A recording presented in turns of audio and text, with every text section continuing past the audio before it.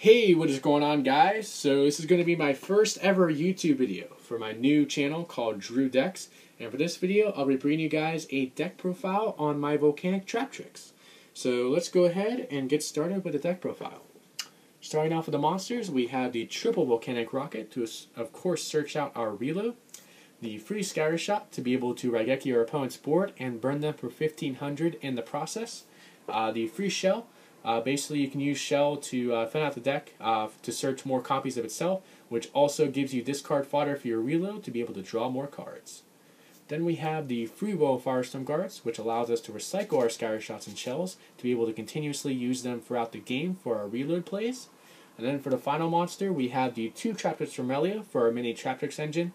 This basically gives the deck another good normal summon to open up with outside of Rocket that thins out our deck and gets us to a powerful card, which can be Bondless Trap Hole, Traptrix Trap Hole Nightmare, Void Trap Hole, or even Time Space Trap Hole, which are all very good cards in a lot of different matchups for just stunning your opponent's plays.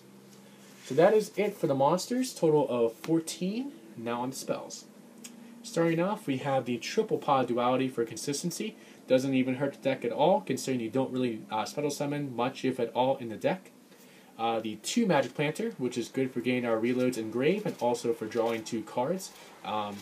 It is a card that you could play at free if you want that extra draw power, but I find free to be a bit cloggy, considering the fact that I only run 8 continuous traps in the deck, and I'm mostly only using it on my free reload, and it's not a card that I really want to see multiples of, especially when I don't have reload to really use with it, so that's why I personally only run the 2 Planter.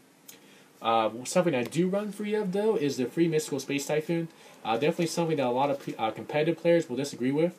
Considering that most people, with Necros being as dominant as it is, either cut the MSTs or even cut MST completely from the main because of how dead MST is in that matchup. But I really like it at free in this deck because it is a card that you can use on your own reload if you need to get it in graveyard to get your Scatter Shot play going. And it is really good in pretty much every other important meta matchup like Satellar Knights, Burning Abyss, Spiritual Beast, Fleet Forts. So I like having a free MST in the main to be prepared for those matchups. And as I said, even if it is dead against Necros, we can at least use the card on our own reload to get it in the graveyard. Then for 1-0s, we have the 1 Book of Moon. Very good for protecting our normal summon effects like Myrmelio, Guards, and Rocket from things like Fiendish Chain, Breakthrough Skill, and Effect Veiler.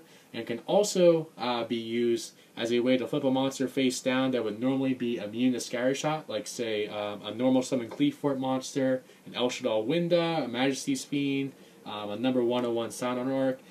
All those things that are normally immune to Scatter Shot, we can flip face down when we try to play a Scatter Shot so that we can Scatter Shot them off the board. And then for the final spell card, we have the 1 Raigeki. Good to have in case we don't have Scatter Shot live, just to clear the opponent's board. And also, again, there are some monsters out there that are immune to Scatter Shot, so Raigeki is good to have in those situations as well. So that's it for the spells, total of 10. Now for the final 16 traps. So starting off, we have the triple Bladed Accelerator Reload. This is basically the main engine card of the deck that gives us consistent draw power and also allows us in a couple different ways to be able to pull off our Scatter Shot play as well, either by discarding it from our hand while it's on the field or by banishing Reload while it's in the graveyard to send Scatter Shot from the deck. So that's why Reload is just so important for this deck, and it actually is the card that actually put this deck on the map when Reload did come out in Secrets of Eternity. Then we do have the 2 Fiendish Chain for effect negation and also for stopping a big monster from attacking as well, since all the monsters in our main deck are all relatively small as far as attack power is concerned. The 2 Lose 1 Turn, really incredible card in this deck, considering that we don't special summon at all, and it just can basically negate all special summon monsters' effects for the turn, which is really powerful in this current meta. Biggest reason I don't play free of either Lose 1 Turn or Fiendish Chain is because I already have searchable effect negation with Traptrix from Melio, and I also don't want to clog up my back row of too many continuous trap cards, so that's why I do run the 2-2 ratio of 2 Fiendish Chain and 2 Lose 1 Turn. Then I do also run the 2 Mirror Force. Again, similar to Raigeki, I like having that way other than Scatter Shot to be able to clear my opponent's board of their monsters. It's good to protect my monsters as well from battle. Good for protecting myself from OTKs, and is also a really nice surprise card since not a lot of people would really expect to see Mirror Force in the Volcanic matchup. Then for the Myrmelio targets, we have the 2 Trap Hole Nightmare and the 1 Bottomless. Of course, Trap Hole Nightmare, when a special summon monster would activate its effect on a turn it was summoned, you can negate that effect and destroy it. And even if the monster leaves the field before Nightmare resolves or gets flipped face down, Nightmare will still negate its effect, which is really, really good. Bottomless, it's just Bottomless. It's a solid staple card and really good in the Cleafort matchup. I would recommend, too, if you have Void Trap Hole, you could consider cutting a Nightmare for Void Trap Hole, because Void Trap Hole, when a special summon monster of 2,000 or more attack is summoned, you can negate the whole effect of the monster and destroy it.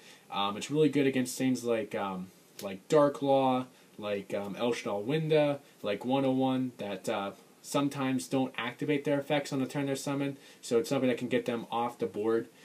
Whereas Nightmare, with those cards, may not be able to get them off the board because they don't activate that effect on the turn of their summon.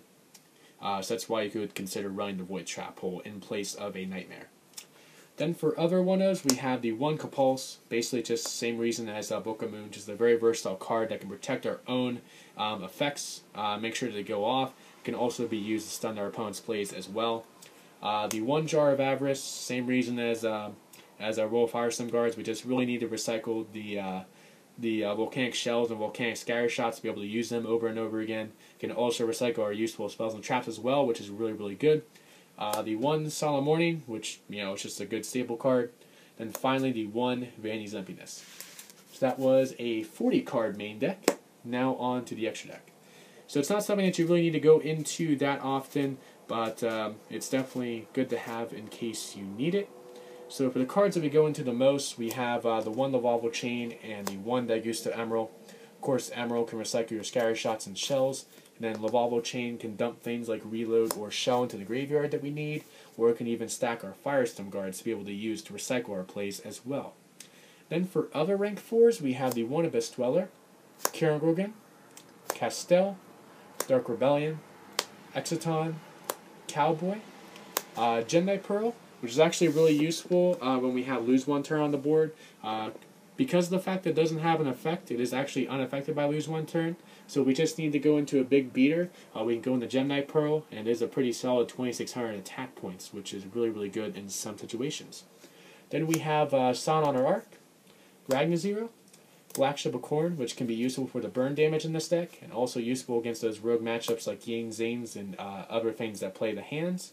Heartland Draco, Constellar Diamond, and then finally the 1 Ptolemaeus. Constellar Diamond, really useful against the Shadal and Burning Abyss matchup, and especially when we use Ptolemaeus with 2 Exeus materials to go into it, makes it to where it's that much easier to go into. Now granted, its effect that prevents either player from sending a card from deck to graveyard does pretty much prevent us from being able to use Scatter Shot. The fact that it completely shuts down the Shadal and Burning Abyss matchup makes it well worth what we're giving up by going into Diamond. So that is it for the extra deck. Then I'll go ahead and wrap it up with the side deck. So starting off, we have the 2 Artifact Lancia, which of course is good against Necros, Spiritual Beasts, and Infernoids. The 2 Effect Veiler, just good effect negation to have, especially if you're going second, and it's really good to side in against those decks that will side Denko against you, like Necros and Shadals. The 2 Book of Eclipse, which I mostly use, again, as I've talked about before, those monsters that are normally immune to Scatter Shot, like Majesty's Fiend, Dark Law, El Shadal Winda, 101. So really useful for flipping those monsters face down, so that I can Scatter Shot them off the board, and is mostly really, really useful in the Cleafort matchup against their normal summon Cleaforts that are normally immune to Scatter Shot. The 2 Twister, really good at getting rid of annoying floodgates like Soul Drain, Dimensional Fissure, Macrocosmos, and World Decree as well, that would give this deck a problem. The 2 Imperial Iron Wall to stop that banishing. 2 Mind Crush to basically punish those decks that like to search a lot. The 2 Shadow Imprisoning Mirror for Burning Abyss and Shadals. Then finally the 1 Time Space Trap Hole. This is really good in a Cleafort matchup for shuffling all the Pendulum Summon monsters back into the main deck, and is a good card to side Trap Hole Nightmare out for, because Trap Hole Nightmare is completely dead against the Cleafort matchup, so it's a good card to side in against them. So that is it for the deck profile, guys. I do hope you guys enjoyed it. Like the video if you did, and definitely feel free to subscribe to my channel if you want to see some more awesome Yu-Gi-Oh content. Feel free to let me know in the comment section below what you think about the deck. I definitely am open to any suggestions you guys would have about how I could possibly make this deck better. So thank you guys for watching my first ever Yu-Gi-Oh video, and I will catch you guys next time.